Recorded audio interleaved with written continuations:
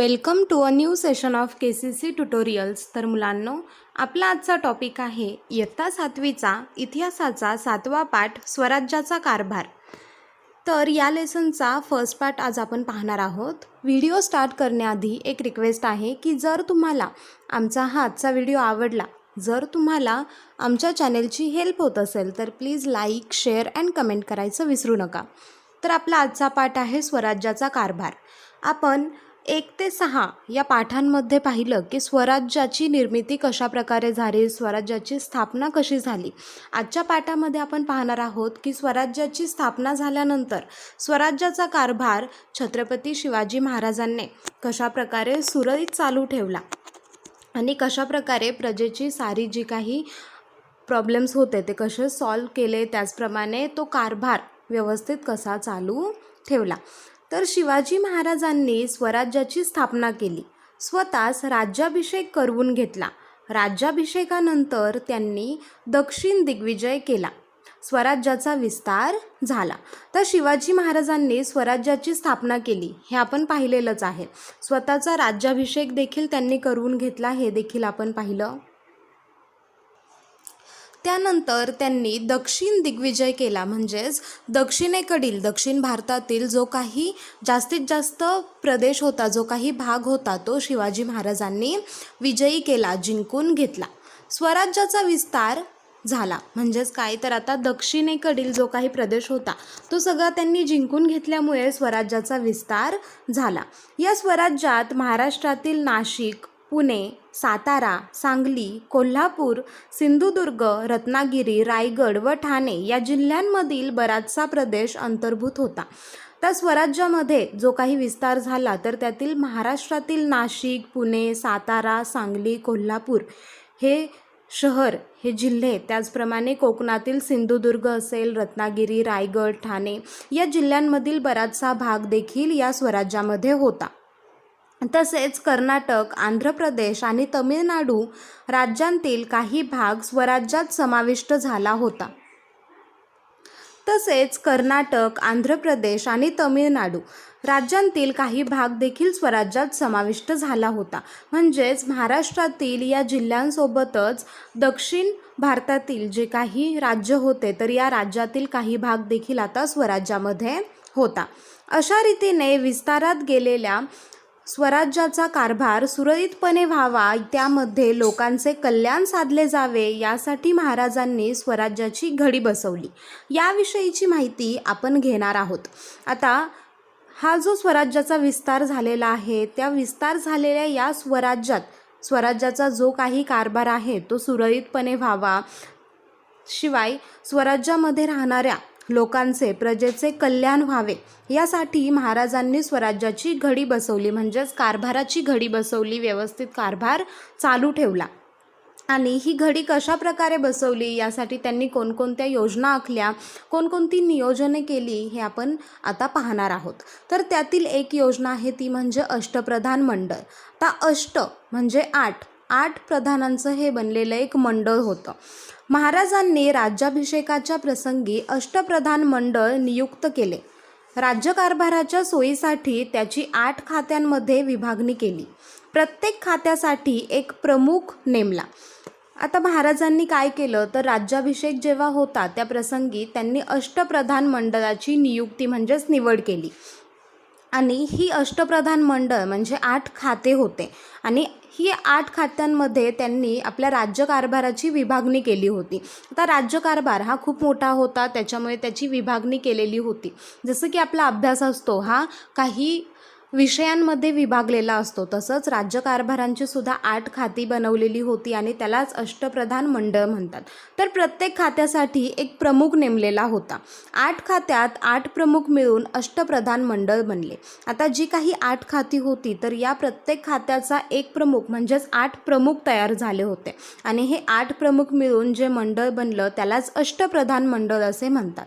या प्रमुखांची नेमणूक करणे किंवा त्यांना त्यांच्या पदावरून दूर करणे हा महाराजांचा अधिकार होता. आता जे काही अष्टप्रधान मंडळातील प्रमुख आहेत त्यांची नेमणूक करण्याचा, त्यांना पदावरून दूर करण्याचा जो काही अधिकार होता तो फक्त महाराजांना होता. म्हणजेच की आता शिवाजी महाराजांना या अष्टप्रधानांची निवड करण्याचा म्हणजेच नियुक्ती करण्याचा आणि त्यांना पदावरून दूर करण्याचा देखील अधिकार त्यांनाच होता. आपापल्या खात्याच्या कारभारासाठी हे प्रमुख महाराजांना जबाबदार होते. आता प्रत्येक खात्यातील जो काही प्रमुख होता तर त्या खात्यामध्ये जे काही कामकाज होतं आहे, जो काही कारभार चाललेला आहे, तर त्यासाठी जबाबदार कोण होतं? त्या खात्यातील तोच प्रमुख. शिवाजी महाराजांनी गुण व कर्तृत्व पाहून अष्टप्रधान मंडळाची निवड केली. त्यांना इनामे, वतने किंवा जहागिरी दिल्या नाहीत, रोख पगार मात्र भरपूर दिला. आता शिवाजी महाराजांनी जे काही 8 प्रमुख निवडलेले होते तर त्यांच्यात ते गुण होते, त्यांचं ते कर्तृत्व होतं आणि तेच पाहून शिवाजी महाराजांनी अष्टप्रधान मंडळाची निवड केलेली होती. आता हे जे काही प्रमुख होते तर त्यांना इनामे, वतने किंवा जहागिरी दिल्या जात नव्हत्या. म्हणजेच काय तर त्यांना कोणताही प्रदेश दिला जात नव्हता. तेथील कामकाज पाहून त्यांनी तिथला कर, महसूल गोळा करून त्याच पैशावरती त्यांचा उदरनिर्वाह करावा असा शिवाजी महाराजांचा हेतू नव्हता. त्यांनी काय केलं तर त्यांना इनामे, वतने, जहागिरी न देता त्यांना रोख पगार दिला. आता शेतीविषयीचे धोरण आपण पाहिलं की शिवाजी महाराजांनी राज्यकारभाराची जी काही घडी आहे ती व्यवस्थित बसवण्यासाठी अष्टप्रधान मंडळाची निवड केली. आता शेती हा प्रमुख व्यवसाय आहे महाराष्ट्रातील, म्हणजेच पूर्ण भारतातील स्वराज्यातील जो काही प्रमुख व्यवसाय आहे तो आहे शेती.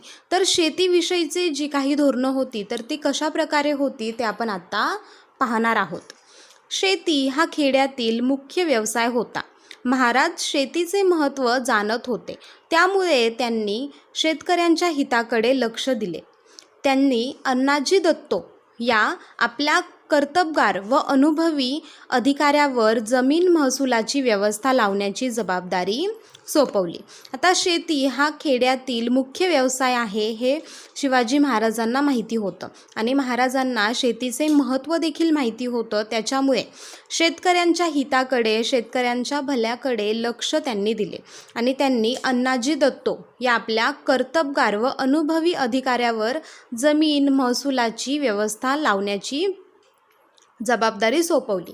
म्हणजेच अण्णाजी दत्तो हा जो काही प्रमुख होता तर त्याचं काय काम होतं की जमिनीचा जो काही महसूल असेल, जमिनीचा कर गोळा करण्याची जी काही जबाबदारी असेल किंवा कर किती लावायचा, कोणत्या शेतकऱ्यावर किती कर लावायचा, कशा प्रकारे त्या जमिनीवर कर लावला जाईल, ही जी काही जबाबदारी आहे ही अण्णाजी दत्तो या आपल्या कर्तबगार अनुभवी अधिकाऱ्यावर शिवाजी महाराजांनी सोपवलेली होती. ठरवून दिलेल्या रकमेपेक्षा अधिक महसूल गोळा करू नये अशी ताकीद त्यांनी अधिकाऱ्यांना दिली. आता ठरवून दिलेला जो काही कर आहे तर त्या करापेक्षा अधिक रक्कम कोणीही गोळा करू नये अशी ताकीद शिवाजी महाराजांनी या अधिकाऱ्यांना दिलेली होती. पडीक जमिनी लागवडीखाली आणण्यासाठी उत्तेजन दिले. अतिवृष्टी वा अवर्षण यामुळे पीक हातचे गेले किंवा शत्रू सैन्याने गावाचा प्रदेश उद्ध्वस्त केला तर अशा प्रसंगी गावकऱ्यांना शेतसारा व इतर कर यांमध्ये सूट देण्यात यावी हा त्यांचा आदेश होता.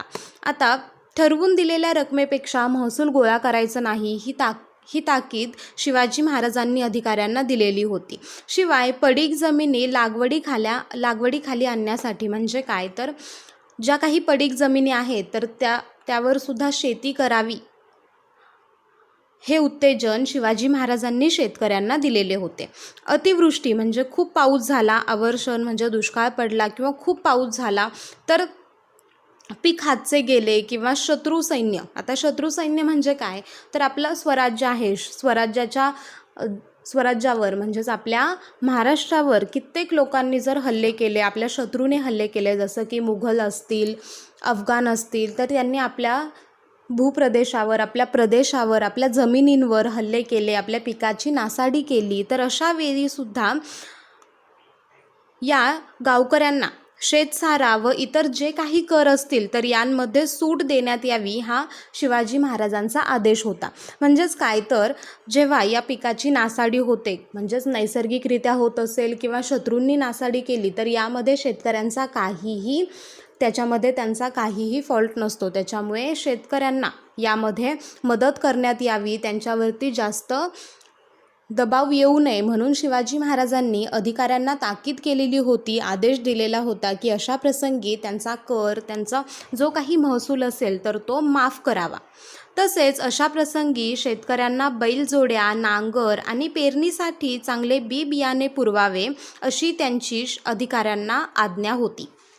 आता अशी वेळ आली जेव्हा त्यांच्या पिकांची नासाडी झाली आहे, तर अशा प्रसंगी त्या शेतकऱ्यांना बैलजोड्या देण्यात याव्या. आता तेव्हा बैलजोड्या कशासाठी, तर बैलजोड्या म्हणजेच दोन बैल हे नांगरासाठी लागत होते, त्याचप्रमाणे बैलगाडीसाठी लागत होते. नांगर असेल, पेरणीसाठी चांगली सुधारित बियाणे पुरवावे अशी अधिकाऱ्यांना शिवाजी महाराजांनी ताकीद केलेली होती.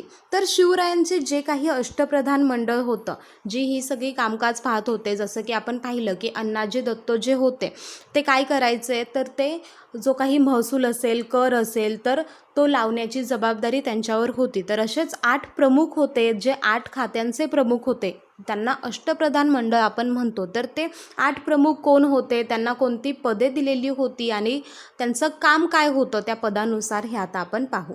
तर पहिले प्रधान आहेत मोरो त्रिंबक पिंगळे, यांचं पद आहे प्रधान.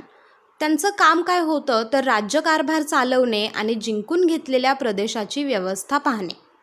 आता मोरो त्रिंबक पिंगळे यांचं काम होतं की स्वराज्याचा राज्यकारभार चालवणे, त्याचप्रमाणे स्वराज्यामध्ये जो काही जिंकून घेतलेला प्रदेश आहे त्याची व्यवस्था पाहायची. आता दुसरे प्रधान आहेत रामचंद्र नीलकंठ मुजुमदार. आता यांचं पद होतं अमात्य. आता अमात्य पद असणाऱ्या प्रमुखाचं काय काम होतं, तर राज्याचा जमा खर्च पाहणे. तर राज्याचा जमा खर्च म्हणजे काय, तर थोडक्यात कर असेल, महसूल असेल किंवा शत्रूंवर हल्ला केल्यावरती छापा टाकलेली जी काही रक्कम असेल, तर या सगळ्याचा जो काही जमा खर्च आहे, जी काही रक्कम आहे त्याचं सगळा खर्च पाहणे हे काम होतं रामचंद्र नीलकंठ मुजुमदार म्हणजेच अमात्य यांचं. तर पुढे आहे अण्णाजी दत्तो. अण्णाजी दत्तो यांचं पद होतं सचिवाचं, म्हणजेच ते होते सचिव. तर सचिवाचं काम काय आहे, तर सरकारी आज्ञापत्रे तयार करणे.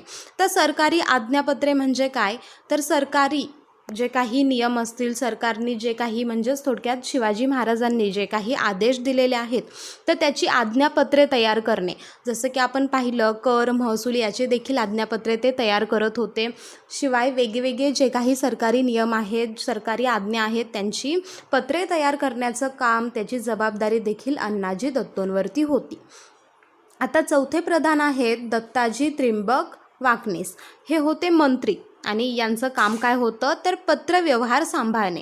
तर पत्रव्यवहार सांभाळणे म्हणजे त्या काळी काय केलं जात होतं, तर शत्रूला असेल, मित्रांना असेल किंवा जिथे पत्र पाठवायचं आहे तर ते पत्र या मंत्र्यामार्फत लिहिलं जाई आणि त्यांच्या जी काही स्वाक्षरी असेल किंवा शिक्का असेल त्याच्याशिवाय हे पत्र त्या किल्ल्याबाहेरसुद्धा जात नव्हतं. किंवा एखादं पत्र जर आलं तर ते कोणाजवळ जायचं, दत्ताजी त्रिंबक वाकनीस यांच्याकडे. म्हणजे पत्राचा जो काही व्यवहार असेल, आयात निर्यात असेल, तर ते सगळे काम कोण करत होतं, तर हे मंत्री. आता पुढचे प्रधान आहेत हंबीरराव मोहिते. तर हंबीरराव मोहिते हे सेनापती होते. आता सेनापतीचं काम काय असतं, तर सैन्याची व्यवस्था ठेवणे व राज्यरक्षण करणे. आता सेनापती म्हणजे काय, तर सैन्याचा पती म्हणजे सैन्याचा जो प्रमुख असतो त्याला सेनापती म्हणतात आणि सैन्याची व्यवस्था ठेवायची, राज्याचं रक्षण करायचं, हे सगळं काम, ही सगळी जबाबदारी सेनापतींकडे असते. रामचंद्र त्रिंबक डबीर, तर हे होते सुमंत. रामचंद्र त्रिंबक डबीर यांचं काम काय होतं, परराज्यांशी संबंध ठेवणे. आता स्वराज्य हे आपलं होतं, परंतु स्वराज्याच्या आजूबाजूला खूप काही राज्य होती, ती परराज्य होती. परराज्य म्हणजे आपलं राज्य सोडून बाकीची जी काही राज्य असतील त्याला परराज्य म्हणतात. तर त्या राज्यांशी संबंध ठेवणे, जसं की आता आपलं एकटंच राज्य आहे पण आपल्या राज्याच्या अवतीभोवती जे काही राज्य असतील त्यांच्याशीच मैत्रीचे किंवा शत्रुत्वाचे जे काही संबंध असतील तर ते संबंध ठेवणे. आता मैत्रीचे संबंध असतील तर त्या राज्यामधून आपल्या राज्यामध्ये व्यापार चालत असेल किंवा कसली देवाणघेवाण चालत असेल तर त्याची जी काही जबाबदारी होती ती होती या सुमंतांकडे. पुढे आहेत निराजी रावजी. आता निराजी रावजी हे होते न्यायाधीश. आता न्यायाधीश म्हणजे काय, तर जसं आपण पाहतो की कोर्टमध्ये जज असतात तर त्यांनाच न्यायाधीश म्हणतात. आता न्यायाधीशाचं काम असतं न्यायदान करणे. म्हणजे थोडक्यात आता शिवाजी महाराज हे तर न्यायदान करतातच, पण एक न्यायाधीश असतो, राजदरबाराचा एक न्यायाधीश असतो, जे काय करतात तर राज्यामध्ये जे काही घटना घडल्या, जे काही न्याय करण्याचं काम आहे तर हे न्यायाधीश करतात. पुढचे प्रधान आहेत मोरेश्वर पंडितराव. आता मोरेश्वर पंडितराव हे होते पंडितराव. आता पंडितरावांचं काम होतं धार्मिक व्यवहार पाहणे. धार्मिक व्यवहार म्हणजे काय, तर आता धर्माच्या बाबतीत जे काही व्यवहार असतील, जसं की आता आपण पाहिलं की राज्याभिषेक झाला तर राज्याभिषेकाच्या ज्या काही जबाबदाऱ्या असतील या पंडितरावांकडे होत्या. म्हणजेच धार्मिक व्यवहार पाहण्याची, धार्मिक जे काही कार्य असतील त्याची सगळी जबाबदारी ही मोरेश्वर पंडितराव यांच्याकडे होती. तर हे आपण पाहिलं अष्टप्रधान मंडळ. यामध्ये अष्टप्रधान मंडळांमध्ये कोणकोणते प्रमुख होते, त्यांची कोणकोणती पदे होती आणि त्यांची कोणती कामे होती. त्याचप्रमाणे आपण शेतीविषयक धोरण पाहिले आणि अष्टप्रधान मंडळ याविषयी देखील माहिती पाहिली. तर इथेच आपला या लेसनचा फर्स्ट पार्ट संपलेला आहे. सेकंड पार्ट आपण पाहणार आहोत, पण त्यामध्ये आपण शिवाजी महाराजांनी अजून प्रजेसाठी कोणकोणती कामे केली, स्वराज्याचा कारभार कशाप्रकारे सुरळीत ठेवला हे आपण पाहणार आहोत. जर तुम्हाला आमचा हा आजचा व्हिडिओ आवडला असेल तर please like, share and comment करा. जर तुम्ही अजूनही आमच्या चॅनेलला सबस्क्राईब केलं नसेल तर प्लीज सबस्क्राईब करा. KCC ऑनलाईन ट्यूशन जर तुम्हाला जॉईन करायची असेल तर डिस्प्लेमध्ये दिलेल्या नंबरवर कॉल करून तुम्ही अधिक माहिती घेऊ शकता. Thank you for watching this video. Good bye.